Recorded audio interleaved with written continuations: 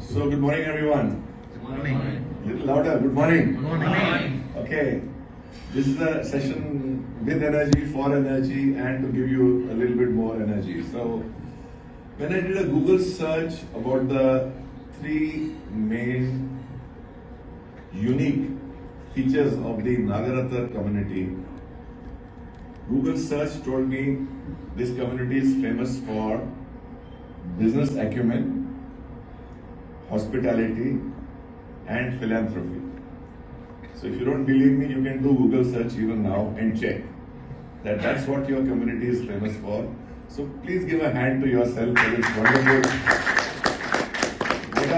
What a reputation you have, what a legendary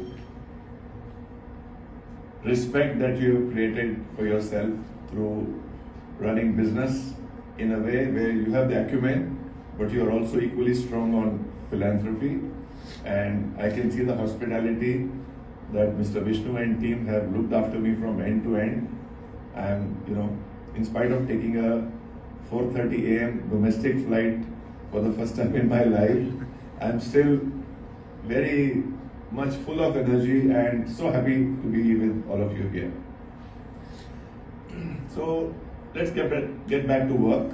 So I'm here to help you move more towards personal and professional mastery. For me, they are basically two sides of the same coin. You can't be one person at work and a different person at home.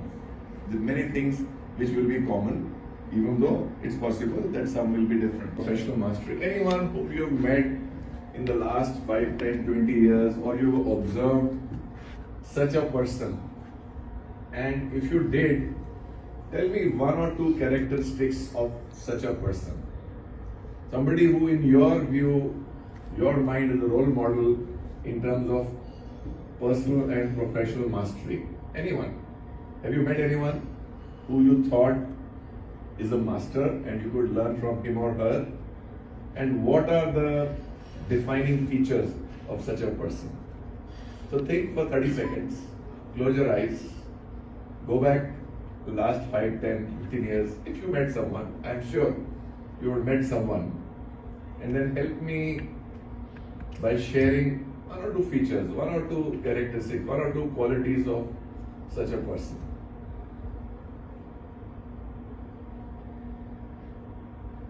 Yes, sir. Go ahead, Venkat. Shankan, as well. Yes. Like he was a big time disruptor. Yeah. Like bringing whichever field he enters. Right. Pricing he brings to the rock bottom. Mm-hmm. Same with Mukesh Ambani as well. Okay. Like let it be his retail, BO, like any business where they are, like they do a lot of disruption. Very successful. Yeah, very successful. In business. Exactly. Okay. Yeah. Thank you, Venkat. Yeah, but I'm looking at both business and personal side. I'm looking at mastery on both sides because, one is very good, but two is really what makes for me a complete person. Anyone else has any role model in mind? Share. This is about sharing. I want to learn something from you before going. Yes, Vishnu sir. Okay. Please. Yes. Otherwise, I'm going to ask. Okay, Vishnu. Yes, madam. This is Vanita Mohan, chairman of Precon. I think she moves from one project to another, whether it is a success or failure, very quickly, without getting anything into the head. Okay. No baggage. No baggage. She absolutely keeps moving forward very fast. Let's give a hand to her for sharing something because learning can happen from anyone. So let's remain open to that. Anyone else? Otherwise, yes, sir. Go ahead. From a political angle, non-political angle, I think I'm impressed with Mr. Modi, who is as a single person who was transformed the image of the country and was brought in like this digitization, which is unimaginable by any other person in the country or in the world. So these things that... And he has time to do yoga and lead yoga as well as, fast during Navratri while he's having lunch and dinner with Mr. Obama, etc., etc. Yeah, sure. I mean, leave the politics apart. A person is a person. Okay. Last chance. Anyone else? Yes, ma'am. Please pass the mic quickly. Sir, from Murugappa Oh, he interviewed me for the job in Murugappa Group. So I will fully agree with you. Go ahead. What do you like about him? The way he delegates within a fraction of seconds. Yes, absolutely. And exactly delegation to a very correct person, right person, at Yeah. the right time, within the right duration, he will get the task done. And Because it that's is what Murugappa Group, please give a big hand to her. I have taken the salt from that group. Actually, I started my career from Murugappa. You did? Okay. I started in AD Paring and Yeah, repairing. Okay. I was in Tube Investments, or TI, Time House, not far from I their, was in Davos. not far from their house. Yeah, all near Paris corner. Yeah. Okay, please sit down, ma'am. Thank you. Okay, so let's start. So it's a nice warm introduction to our subject that we can learn from anyone is the point that I'm trying to make for all of you. So quickly, I think already Venkat explained a little bit about me. I had still kept, in case Venkat forgets what I do. So as a backup, some other areas that I like to talk about are things which in the afternoon we'll do difficult conversations, scaling up your business, how to meet your numbers, and how to design your life. So these are some of the subjects I consider I am a student of, and I can sometimes share. And then I run a captain's club, which is meant for MDs and CEOs.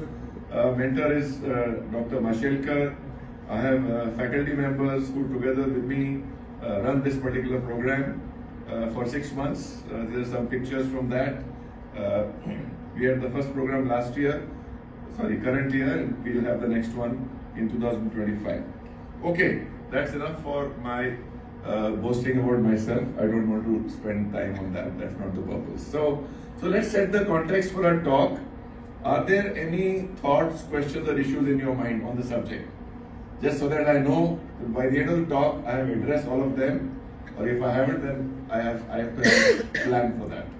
Any expectations or questions? Anything bugging you, which, let's say, may have got you attracted to this session? If there's none, that's fine. But as I said, I always start with what does my customer want? If you have anything in mind, so I'll give you a chance to think and say if you have anything. If not, that's fine. We'll anyway keep moving forward. Okay, so you mentioned already something about mastery or what a sorted person looks like. So we have done that part of the exercise. So I have a simple question, like, why are we in this world? What do we want to achieve in life? Have we thought about it? Anyone has anything in mind? Why are we in this world?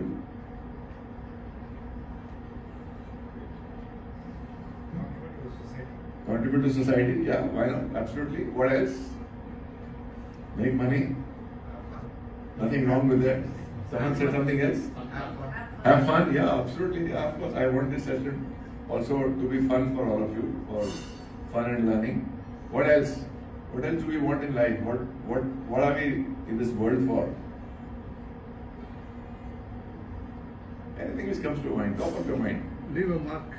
Leave a mark, leave a legacy. Yeah, very nice. Seeking. Learning, seeking. Okay. Actually, the Sikh religion, the Sikh word means shishya. It means a student. That I'm not a Sikh, but I'm just saying that the word itself means that. So, what's your definition of success? When do you think you have achieved success? Just briefly. Anyone? When you achieve satisfaction? Okay. When you're very happy. When you're very happy. So then I come to my next question. What's your definition of happiness? Enjoy life. Enjoy life like how? With everybody around. With everybody around? Yes. Okay, in a group. Yes. But sometimes solitude also you can get happiness. Sometimes. Give a certain time for that. Some time for that. Okay. Any other definition of happiness? Why? What is happiness for us? Because it's very personal. And I'll give you my definition also. Otherwise, it's unfair for me to only ask and not share. What is anyone's definition of happiness? Yes, sir.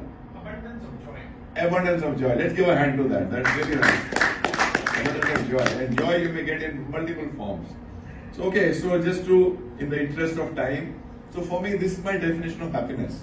For me, happiness is a journey where I am ambitiously pursuing worthwhile goals. So my goal is to empower 1,000 entrepreneurs in the next 10 years. So the day I do it, the day I'm moving towards it, or any activity I do, like I'm trying to do now, gives me happiness. So whatever is a worthwhile goal, not any goal, but a worthwhile goal, you set for yourself, and you're pursuing it with all your heart, soul, spirit, every focus, I'm sure you will find happiness in that, is what I'm finding. I'm suggesting to you that you could consider this as one of the definitions of happiness for you.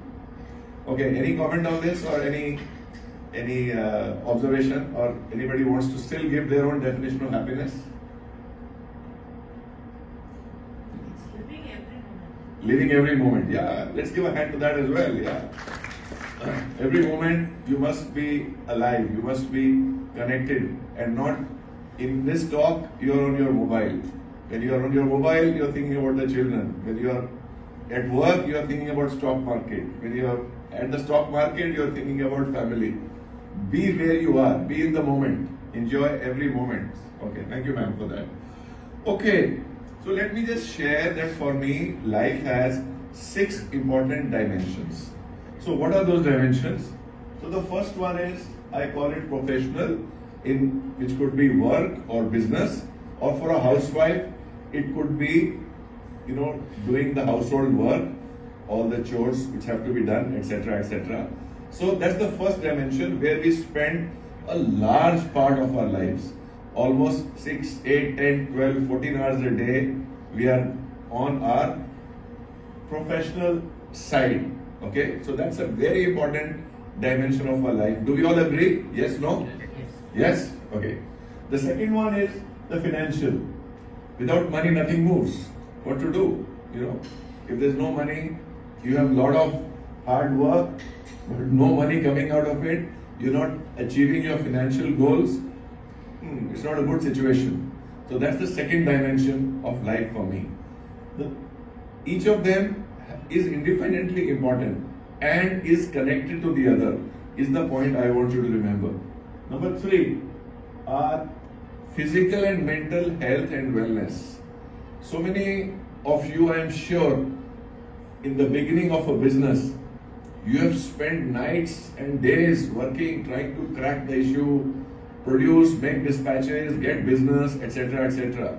So maybe you ignored your physical health at that time, or you take so much stress. Oh, that guy is worth 100 crores, I'm only worth 20 crores.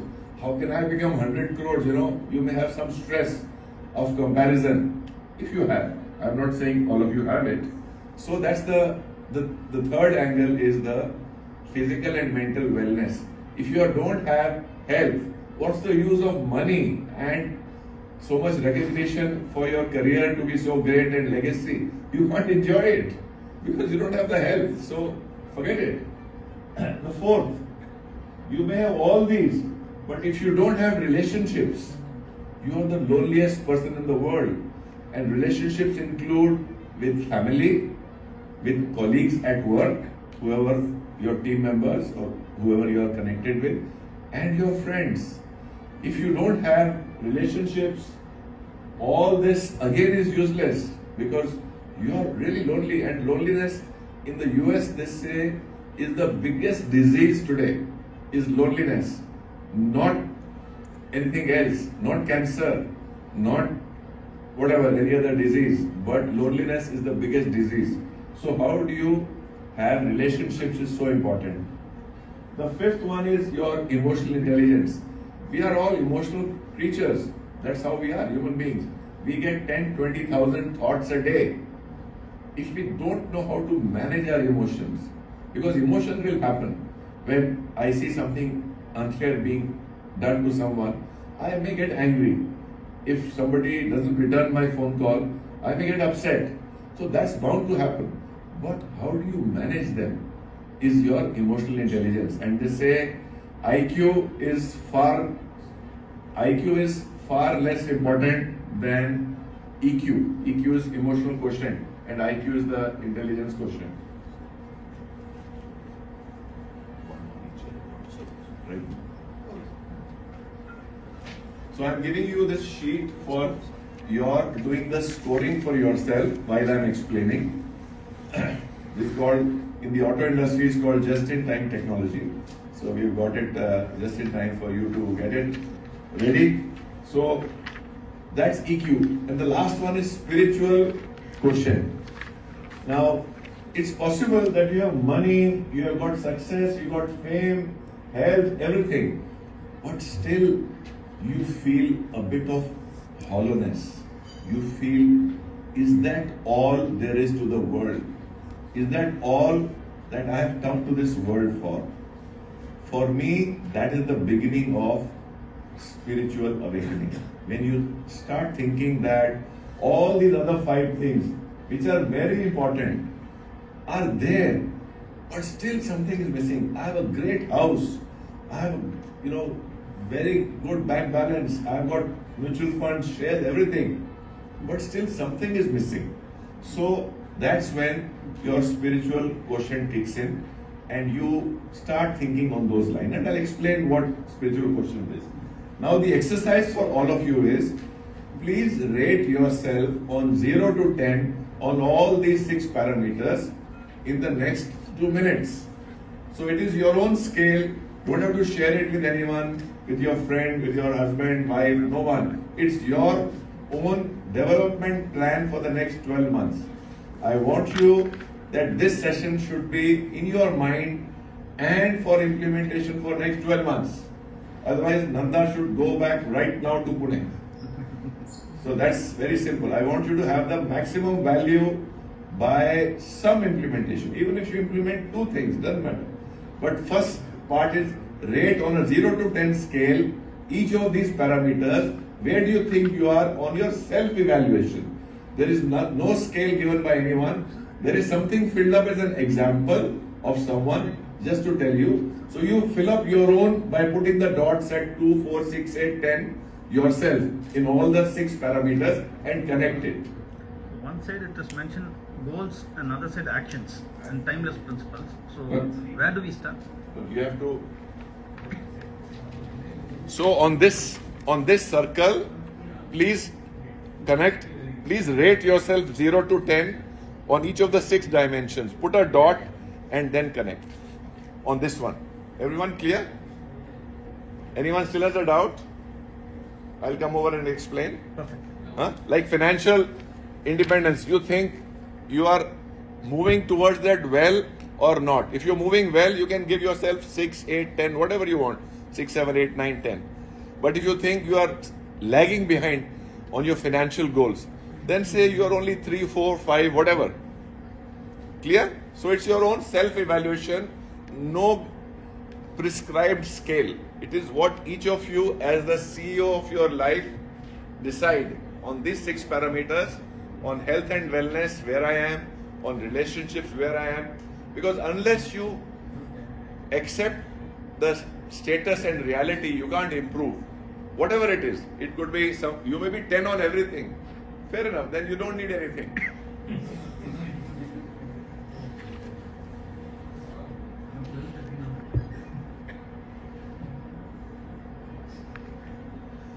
So take a minute or 2. This is important. This is your life. This is why you are existing. This is why you are living. So rate yourself very fairly, in your own opinion, objectively. Because the paper is only for you. Not even for your neighbor on the table. Not even for your wife or husband. Not for HR department in your company. Nothing. It's for you.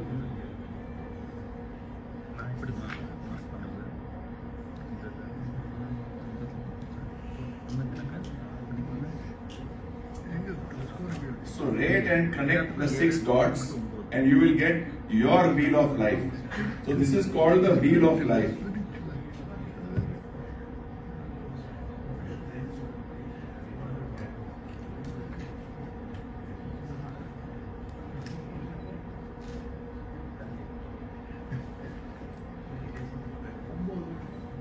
Ella clear?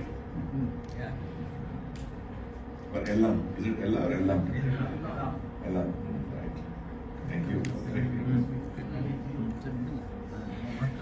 Okay, all done. So let's move to the next one because we got work to do. So the point is you have to think, whether you have mastery on all the key dimensions and rate yourself. Because if you are honest with yourself, you will improve.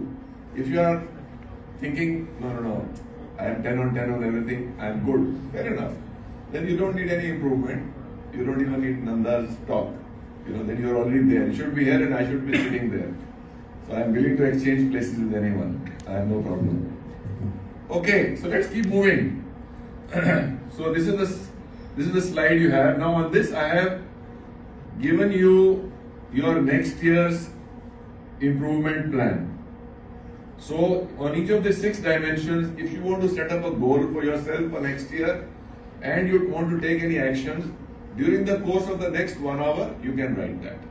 The idea is you can keep notes on this, and this sheet you can review once a month at least and see how you are moving on the areas where you want to improve with the goals that you have decided for yourself. So it's a simple 1-pager to guide your life for the next 12 months.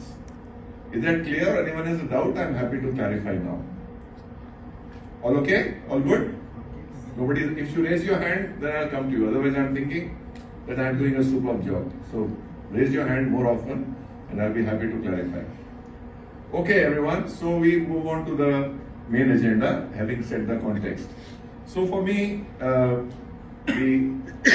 are some timeless principles which work on all the 6 dimensions, on which I'll spend a good amount of time. And then I will give you my mantras for all these 6 dimensions, which I have learned from making mistakes in my life. It is not in any book.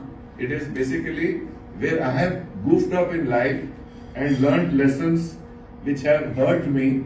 I fell down, tried to get up, and so on.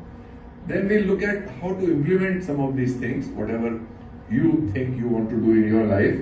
And then if you have any questions, I'll try my best to answer them. Okay, all set? So let's move to the timeless principles first.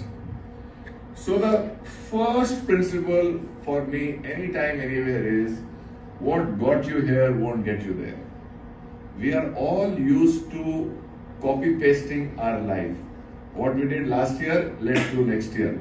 Budget for last year, add 10%, make the budget for next year. But with the rate of change happening all over, like you heard the gentleman talking about AI, if you are not going to implement AI and your competition is, you know what's going to happen, where you will be in 2 years' time and where your competition will be. So this is has anyone heard this statement before? You have heard it, sir? And who has said this? Marshall Goldsmith is world's best known coach.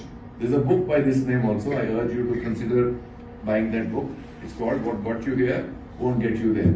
So anyone else wants to add, why is this statement so true? Or if it is not true, please disagree with me. Or if you agree with me, any reason why it is so important? Anyone wants to add to the thoughts? Change is constant. Change is constant, absolutely. Let's give a big hand to that. Yeah, change is constant. There's no other way than to keep on changing ourselves. If you don't disrupt yourself, the world will disrupt you. So in fact, I have shared a link of my podcast with, I think, Mr. Venkat or with Vishnu. So he can share with them that starts with that. Okay, so let's come to the second principle. So for me, the second most important principle is there's a fixed mindset. And there's a lady called Carol Dweck from California who's written a book on this. So, or you have a growth mindset. A fixed mindset is, in my family for the last 400 years, this is how we have done things. Now, nothing wrong. There are some family rituals and traditions which we must have. But also there are some which we have to change. Sati was a practice which was going on for centuries, but it had to change. Dowry is a practice, still it is prevalent in many parts of the country, which must change. So therefore, if you are having a fixed mindset, you are in trouble, because again, when the world is changing so fast, you have to have a growth mindset. Growth mindset also means sometimes we come up with a feeling that I can't achieve that. I can't become number one in my field. That's again a fixed mindset. A growth mindset is, I am not number one yet. So please remember this word yet and write it in capitals in your book. Whenever some negative thought comes to you, put at the end of it yet. I have not achieved number one, number two, whatever status you want to achieve, or 100 crore top line or 1000 crore top line yet, because you are leaving in your mind the possibility that you can work towards it. So a growth mindset is fundamental, and as I said, if you don't have, then again the rest of the presentation is also kind of a washout. So please think about it very seriously. The third one, when we all know and talked about your community having its strong points in business acumen, philanthropy, hospitality, and so on. So I say always hold your values tightly. Values are the bedrock, whether it's your integrity or punctuality, etc. But hold your beliefs lightly. You may have beliefs that XYZ people from that state or that community or HR people are like that, finance people are like that, or you may have a belief about yourself also. So hold them lightly, which means be open to change. We have stereotypes. When I was growing up in Delhi, anyone south of Vindhyas, people used to call Madrasis. Okay, now that's how it was. But then I, after that, lived all over India, including Hyderabad, Chennai, Calcutta, Pune, Mumbai, Jamshedpur, Ranchi, Ahmedabad, etc. So my perspective changed. So I'm saying my belief also changed. In the up north, people say all South Indians are intrinsically very brilliant and intelligent. Of course, largely true, but it could be that some are not so intelligent also. Or all Punjabis, I'm a Punjabi, all Punjabis drink. Well, I'm a teetotaler, unfortunately or fortunately. So therefore, hold your beliefs lightly. They could be subject to change. All Germans are like this. All Chinese are like this. We have all these stereotypes. Be careful not to have them very strongly in your mind. You could be surprised when you see the exceptions, and there could be lots of exceptions. The next one for me is your OS. Anybody can tell me what is OS? Yes? Operating system. So, what's our operating system? Our operating system is how we are built as a collection of our habits. For example, I like to come whenever I'm giving a talk at least 1 hour early. I want to be comfortable with the place, see the setting, etc. Or long back, I was with the MD of Tata Motors and we were having breakfast in President Hotel, Mumbai. After breakfast, we had to go to Bombay House for a conference. So he said, Raman, wait in the lobby for 5 minutes, I'm just coming. Okay. So he went to his room, came back. I said, what happened? You forgot something? No. I have a habit to brush my teeth after breakfast every day. So he went to his room to brush his teeth. So something very small. I said, okay, I can pick up that habit. It's a small habit, but maybe it protects the teeth for 5 years more. I'm just saying by observing others, you can always have a better OS, a better operating system. How someone dresses, how someone carries himself or herself, how someone behaves, how someone responds thoughtfully or without thoughts. These are all things, it's up to us to change our habits, to build stronger habits, and to give up some habits which we may have developed by chance. Anybody wants to give an example of a habit, a good habit they picked up or a bad habit they could drop? Anyone wants to share some learning? Any good habit anyone picked up? I can't believe no one picked up a good habit, let's say in the last 1 year. Anyone? Come on everyone, please put some masala into the mixture so that I learn from you as well. Okay, we keep moving on. This is a really important slide and you will understand why. Maybe you've heard of this quotation. What are the 2 most important days in your life? The day you are born and the second one? Today. Okay, another option? Last day. Sorry? Last day. Last day. So what it says is the day you find out why you were born. So this is a saying by Mark Twain, a famous guy. So if you don't know why you were born, you are still, the Hindi word is bhattoing in life. You are aimlessly wandering in life because you don't know why you were born. So therefore the day you find out why you were born is actually the day when you are born. Then you know why you are there. And that's why I talk about purpose and goals. If you don't have a purpose, if you don't have goals, nothing wrong with it. But you can be far more powerful if you have that. Now you will say, what the hell, I've lived 30, 40, 50 years without a purpose. Who is this guy who's come and, putting some cat in the pigeons and saying, no, you can't have. So I just want to share what is my purpose, what is my why today, which took me many months to write. Just to tell you an example, it's possible. You have to make some effort to do that. But for me, my why today is to inspire and empower others to do what inspires them by teaching, sharing and coaching, to connect them physically and emotionally so that each of us can change our world for the better by achieving our dreams and getting clarity on our whys. And I want to build 1,000 entrepreneurs and intrapreneurs with scaling up skills in business and leadership over 10 years. So this is what is the reason I wake up every morning. Otherwise I can keep sleeping. But then I say, hey, no, today I have to go to Coimbatore. Today I have to do this. Today I have to enroll for a course and learn something so that I can teach better. So I have something to look forward to in my life. Some reason why I exist. More than making money, eating food, going to a restaurant, having fun, enjoying life. All that is very, very important. But then you need to have some purpose, is what I asked you to start thinking about. It's not happened till today, it doesn't matter. I also wrote it only in the last 1.5 years. So don't worry, and I am practically older than all of you. So if you haven't written till now, nothing wrong. I wrote it at the age of 65. So if you're writing at 20, 30, 40, nothing wrong. So try it at least. And then I have some goals out of this. Like I want to maintain good health so that I am on my own physical and mentally. I want to take care of my financials so as long as possible, I can remain independent and not become dependent on my children. I want to give back to society through Rotary, TIE, Maratha Chamber and other platforms as well as individually. I want to avoid reacting or getting provoked and to determine what's the right response. I still get angry when I see something unfair happening and it doesn't help just getting angry.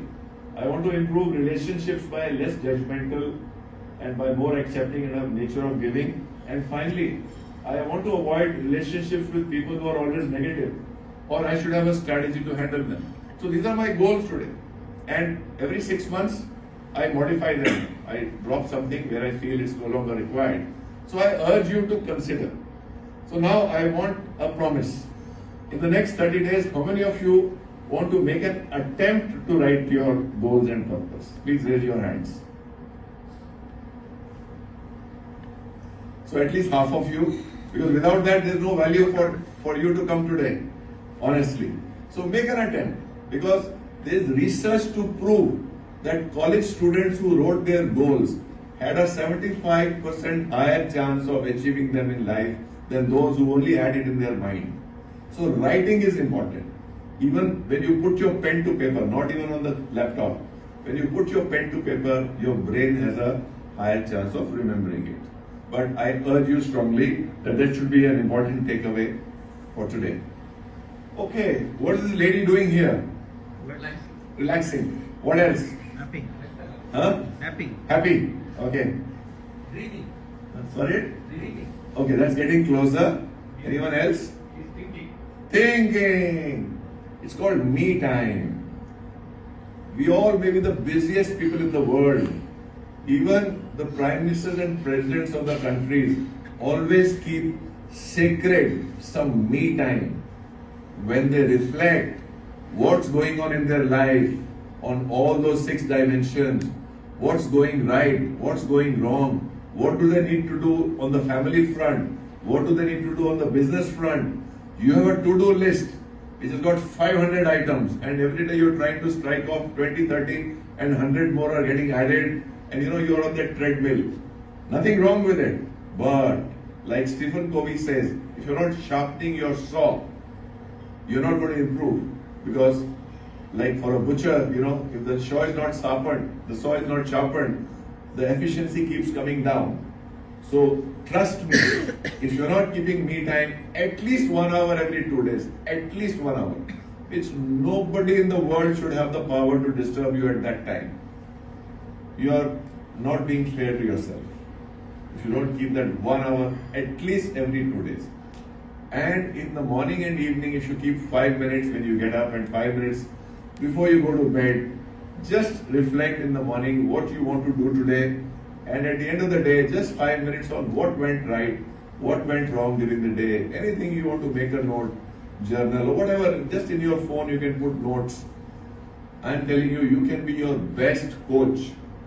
In Bhagavad Gita also they say, observation is so important. If you are observing yourself, you are understanding who you are. If you understand who you are, your problem of life is solved. I still don't understand myself more than 50%. It's hard work, it's tough. So start somewhere, start small. That's what I'm saying, me time is so important. How do you think Mr. Tata became or Tata Empire became like that, or a money empire? They are thinking, they are keeping me time, they are planning, they are not only in the doing mode all the time. So I urge all of you, for the legendary community that you are, become even more super legendary by involving some things which take you to greater heights. Anyone practices me time today? Raise your hands. Okay, we have a good number, but still it's a minority. Next time I want to see it as a majority. So that's the target for the leaders of this community, that push yourself. It's for you, it's for your good. You will improve by reflecting on what's going on in your life. So me time, happiness, relaxing, all that is good, but me time is super important. Okay, this is a simple one, notes. I like to make a note every day, just like I said when at the end of the day or in any meeting.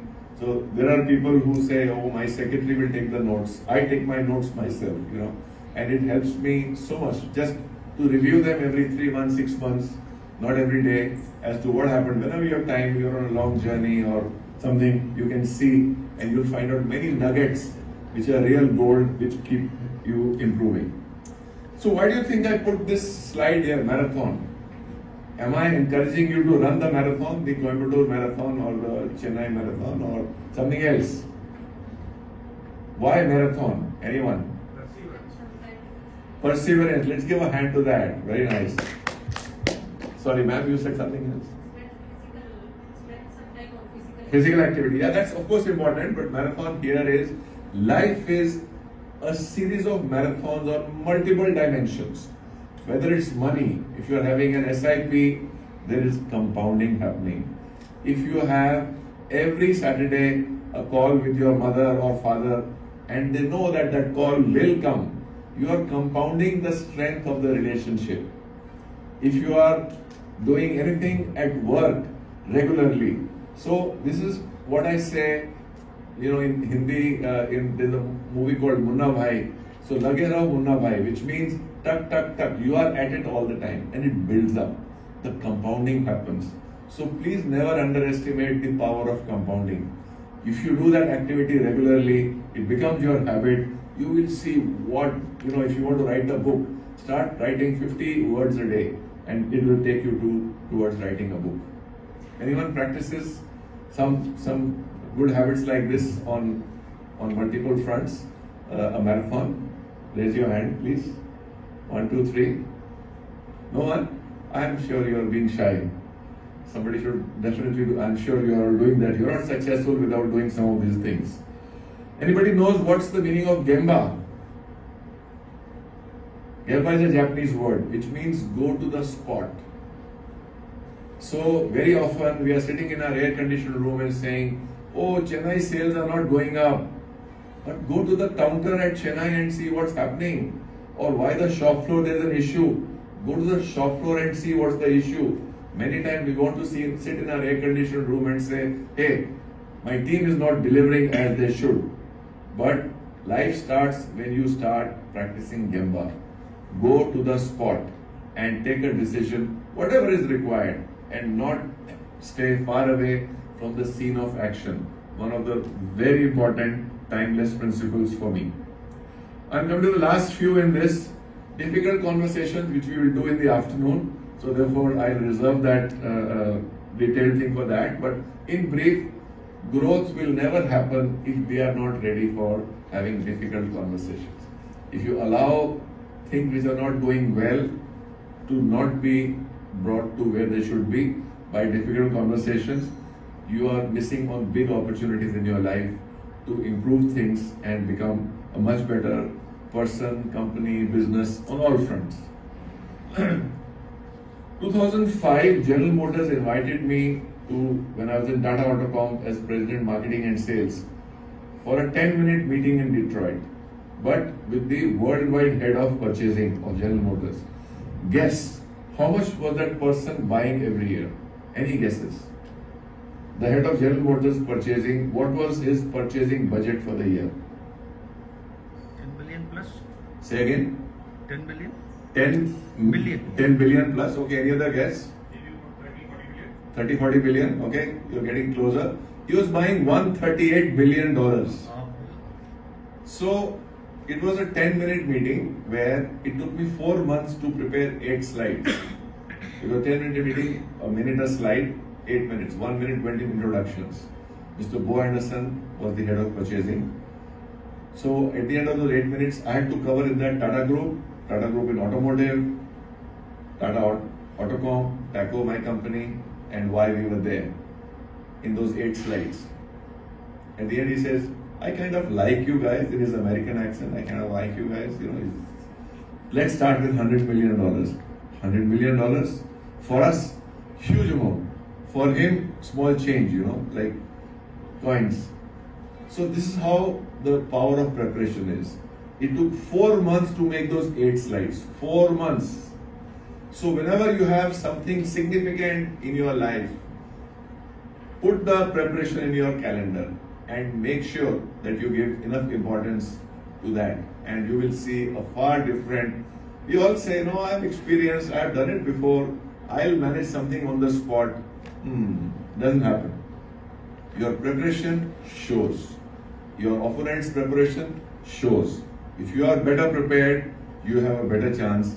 Just like Mr. Gukesh, who won the World Championship, his preparation, his mental coaching, etc. showed. So let's give a hand to Gukesh. We're all proud of him as a chess champion, and he's from Tamil Nadu. So preparation, never underestimate, give enough importance to it. Okay, so with that, we come to the 6 perspectives, starting with the professional perspective. I want to stop here for 2 minutes. Anything that you have learned till now, I want you to share. Anything that you have picked up in the last 30-40 minutes. I'll pass the mic around. Yes, sir. You can come. Write down what you want to do. Sorry? Write down what you want to do. Clarity that what you learned. Okay. Get more clarity. That's the only way to Mostly do me it. time becomes idle time. Me time Becomes becomes idle time because we are not organized. I could answer. Me time becomes idle time. We just Why? need to watch. No. I'm saying me time should be with an agenda. Your me time should have an agenda. I want to reflect about my family. I want to reflect about my children. What they are doing. Are they doing well? Do I need to do something more for them? I want to reflect about my business. I want to reflect about my health. I want to reflect about my relationships. So don't have a me time with zero agenda.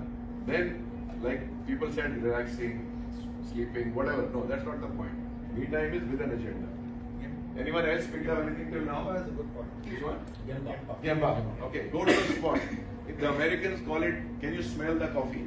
That's what they say. Can you smell the coffee? Which means, do you know what the reality is? Often, the big man doesn't know the reality. Because none of your people will ever give you the bad news. You have to search for the bad news. They're all hiding the bad news from you. Right? Because whoever brings the bad news, you'll first fire him. Why did it happen? Why it should have happened? You people are like that, and so on. I'm not saying all of you are like that, but many times the leaders don't want to listen to bad news. So Gemba is very important. Anyone else on this side? Anything you picked up till now? Preparation. Preparation. Rumba important. Right? Okay. Difficult conversations. Okay. Why are you laughing, sir, so much? No, your Rumba sounded like Gemba. That's the problem with my pronunciation. So I still have to learn better Tamil pronunciation. I can't even pronounce Vadapadam correctly, which is a tough one. Okay. Anyone else? Anything great learning till now? Anything you want to really implement? As I said, this is not a session I want to have. Oh, I went there and I spoke to 20, 30 people and I had a good time. No, that's not my idea. My idea is have some takeaways. You invested your time here. It's my duty to make sure that you take away something and implement from today in your life, not even tomorrow. So whether it's me time, whether it's preparation, that's your call. Okay, so we keep moving on the professional perspective. Anybody makes a to-do list? Raise your hands. Almost everyone. Anybody has heard of the to-be list? Not yet. So here you go. So to-be list is what do you want to be? You want to be a good son, a good boss, a good colleague, etc. So the to-do list is a good start, but to-be list is something from where your to-do list should come. So for example, you want to be a good owner, a good CEO, a good mentor to your team, whatever. You must figure that out. What do you want to be? And the to-do list will come out of that. Then it's something linked to what your goals are, what you want to be. And the second part here, which is not on the slide, is your to-do list every day must have at least 2 items which are tough items, which you are postponing, which will take you closer to your goal. At least 2 items every day. A phone call to a tough vendor or to a bad customer or whatever. 2 items every day if you have in your list, just 2, which take you closer to your goal. Then your to-do list is really powerful. Then you are becoming unstoppable. So pick up those difficult items and try to do them in the morning itself, before you take up the easy things on your to-do list. So the to-do list and the to-be list, this is the learning from this slide. Okay, whose job is it to sell in the company? Whose job is it to sell? Is it HR department's job to sell? Is it purchase department's job to sell? Is it marketing and sales department's job to sell? Everybody. Everyone. So what does HR sell? Brand of the company to recruit good people. Good people. Let's give a hand to that. Fantastic. What does purchase department sell? Quality. Give me 50% discount and 360 days payment terms. Right? People should trust. The vendor has to give you credit. Yes. You should tell him that I'm a great company to trust. Exactly. So it's so important, starting with us, we as owners must be ready to sell and set an example for the people. And we should never say, that is sales job, selling. All of us are selling. I am now selling myself, my company, sometimes my country when I'm going overseas and so on. So we are selling all the time. We must learn how to sell and know what you're selling. These are, of course, details is not so important, but selling by itself is something each of us need to learn. It's a learned skill. It's not necessarily inherent in us. Mr. Narayan Murthy was asked at Bangalore airport once, what's the single biggest problem with Indian leaders? And guess what the answer was? They never take feedback. They don't know who they are, what they are doing. Their team knows what are the problems with them, but they don't know the problems with themselves. 20 years back, I called my daughter, son and wife to the dining table and I said, I want feedback from you. And I gave them a simple format with 3 questions. What should I stop doing that I'm doing today? What should I start doing that I'm not doing today? And what should I continue doing? It's called do's, don'ts and continues. Very simple format. Self-designed. no big HR expert required. Within 10 minutes, they filled it up and came back to the dining table and they said, "You are a great Tata employee, but as a father and as a husband, you are 0 on 10 or 1 on 10. I was devastated. I used to work 18 hours a day. I was getting a good salary. I was giving them a car, a driver, good school, everything that the kids wanted they had, club, swimming classes, whatever. But still I got 0 on 10, 1 on 10. So it took me nearly 6 months to come out of that. What, Raman, what wrong are you doing in your life? But the fact is I was not giving them time. The fact is I was not doing my duty of a father and a husband in the way they were expecting. It is my job either to convince them that, look, I am going to meet you only on weekends for 2 hours. I have slotted time from 9 a.m. to 11 a.m. on Sundays. Other than that, I am not available. And if they are okay with that, that's fine. But I haven't done such an exercise. So they have an expectation. And my expectation is, can't you see I am working so hard? Can't you see I am traveling 20 days a month? Can't you have some sympathy for me, the poor guy, slogging away to get the bread for the family? So there is a mismatch of expectations. Similarly, we as leaders have zero idea what our teams are thinking about us today. We think we are the greatest gift of God to mankind and to our business. They think this guy or this lady has at least 100 areas of improvement. So what should we do? What should we do? Get feedback at least once a year. Get feedback at least once a year. So I'll tell you one very simple technique. No need to hire a coach, consultant, anyone. You and your top, let's say 10 people, you get in a room. This is called the feed forward approach. Not feedback, but feed forward approach. You get in a room, each person has the names of the other 10 people pre-written in the notebook. And then everyone goes to everyone else with folded hands and saying, give me one suggestion I should implement to become a better person or a better leader, whatever. So somebody will say, you need to be more punctual. Somebody will say, hey, you are always interrupting me in meetings, or stop interrupting in meetings, whatever. You will get within half an hour 10 absolute gems of feedback from your team. And each one will get also 10, because each one is approaching 10 people. And the universe is different for everyone. So it's say 1 plus 10 people in a room. Is that clear? Doable? Is that? Say again. How do you break the challenge the team as most of them do not want, as you rightly said, they don't want the bad news, right? Or the bad feedback. So generally, you have a lot of challenge in making people open up. Yeah. Especially in small companies. No, anywhere. No. I told you my own example of my house, where it had bottled up in them for many years. They never said that because they never asked. They were just too scared of me to say anything, So we have to create an environment where you stop shooting the messenger, where you start asking at least one-on-one, hey, tell me 1 or 2 areas. Don't ask about yourself. Tell me 1 or 2 things the company can do better, for example. And, I would always say, stop calling it my company. Start calling it our company. The moment you say our company, then it is all your stakeholders' company, including you, obviously, as the shareholder, as the controller, MD, owner, but also the employees, the customers, the vendors.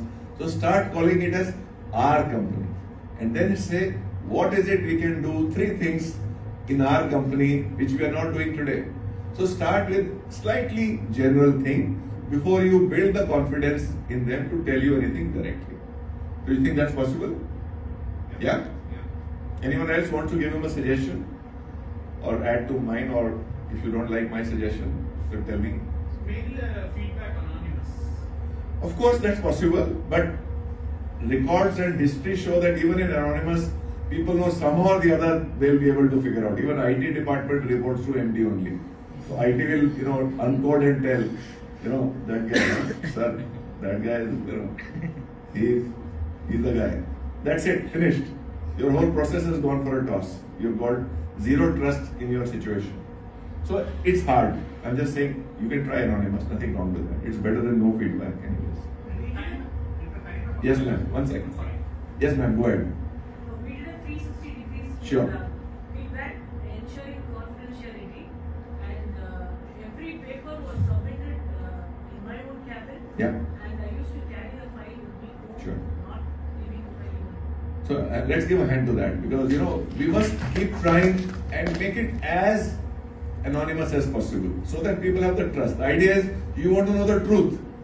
Not knowing the truth is no use to you or to anyone else. Like Narayana Murthy said, we all are going blind in this world. Our employees know what are our problems. Only we don't know. Who's going to solve the problems? We. But we don't know what the problems are with us. And we are hesitant to ask. We don't want to become vulnerable.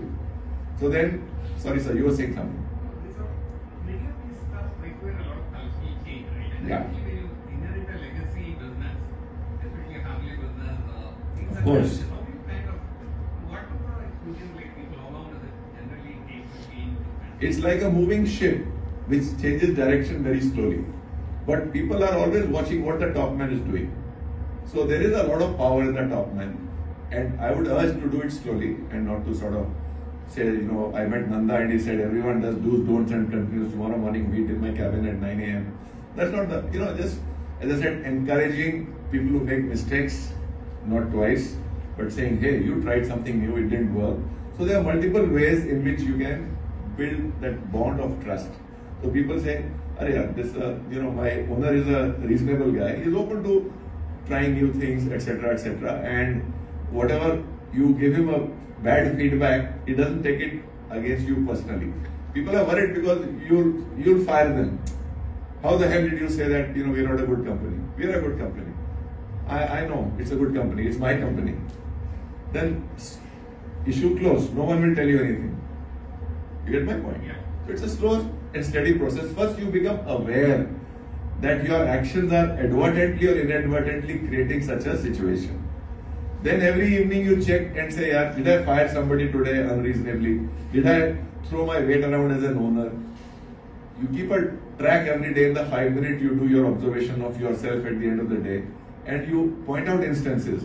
And wherever you have made a mistake, get a box, what they call, coin box or whatever, where you put 1,000 rupees every time you make a mistake, and you give that donation to the God whom you love, whether it is Lord Venkateshwara or Ayappa or whatever, So keep collecting money for every mistake of yours. Only 1,000 rupees. So you'll see you'll stop making mistakes very soon. And if you make mistakes, anyway it's going for a good cause. So it's a win-win both ways. Will you try that? Okay, some of you can try that. No? Yes, no? This table is not happy with this suggestion. Huh? Every table is not happy. Every table is not happy. If they are explicit, they are not explicit. It's your call. You want to go status quo, that's fine. No problem. I'm telling you that this is a very creative and nice way that you love a God, you are collecting money for the God whenever you make a mistake. So it's win-win. You don't make a mistake, fine. You make a mistake, it goes to the God whom you love, whether it's Jesus, Muhammad, Lord Venkatesh, whatever, that's your call. So just keep putting money in that. And once it reaches the lakh of rupees, you know that Raman Nanda's lecture was very expensive. Okay, and of course take it positively like I said. So people talk about IQ, individual IQ. I talk about team IQ. As a team, how good is your IQ? That means for me the best model is those football teams like Manchester United or Barcelona, where sometimes even the goalkeeper goes to the other end and scores a goal. People switch positions. People do whatever it takes for the team to win. Is your team like that? Or HR says, this is HR work, this is finance work, we will not do. Finance says, this is, not our work. So everybody has defined their role so narrowly. Of course, they should take care of their own role. I'm not saying they should start doing other people's work. But is there a teamwork of give and take? Putting all resources when it's required for the company, or it's an individual IQ. Everybody is waiting for MD or owner's pat, and that comes only when he does his work well. not when the company is winning. So this is again a culture that you have to look at building. It takes time, but it's important professionally. So when I talk about leadership, for me the role model is MS Dhoni, Chennai Super Kings. Do you guys agree? Is a role model as a leader? Yes, no? Yes. Yeah? Look at his being calm. Look at his being authentic. He doesn't pretend he's someone else. And look at his being assertive. Anyone knows what's the meaning of assertive? What is assertive? Communicate clearly what you want without offending the other person. Okay, that's one. Another option of being assertive. Pushing what you want to. Say again. Pushing what you want to. Pushing what you want to do. Okay.